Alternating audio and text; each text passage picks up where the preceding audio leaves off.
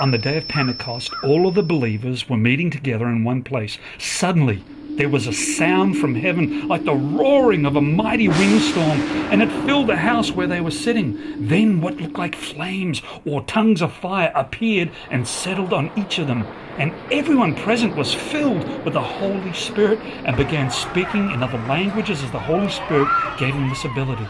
At that time, there were devout Jews from every nation living in Jerusalem. When they heard the loud noise, everyone came running. They were bewildered to hear their own languages being spoken by the believers. They were amazed. "How can this be?" they exclaimed. "These people are all from Galilee, and yet we hear them speaking in our own languages." We all hear these people speaking in our own languages about the wonderful things that God has done. They stood there, amazed, perplexed. "What does this mean?" they asked each other.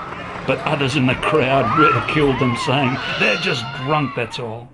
Then Peter stood forward with the 11 other apostles and shouted to the crowd, "Listen carefully, all of you, fellow Jews and residents of Jerusalem. Make no mistake about this. These people are not drunk, as some of you are assuming. 9 o'clock in the morning is much too early for that. No, what you see was predicted long ago by the prophet Joel.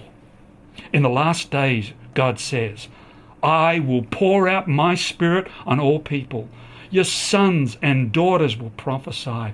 Your young men will see visions, and your old men will dream dreams.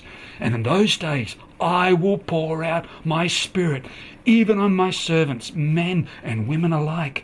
And they will prophesy, and I will cause wonders in the heavens above, and signs on the earth below, blood and fire and clouds of smoke.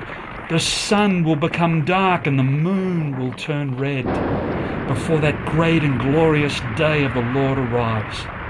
But everyone who calls on the name of the Lord will be saved."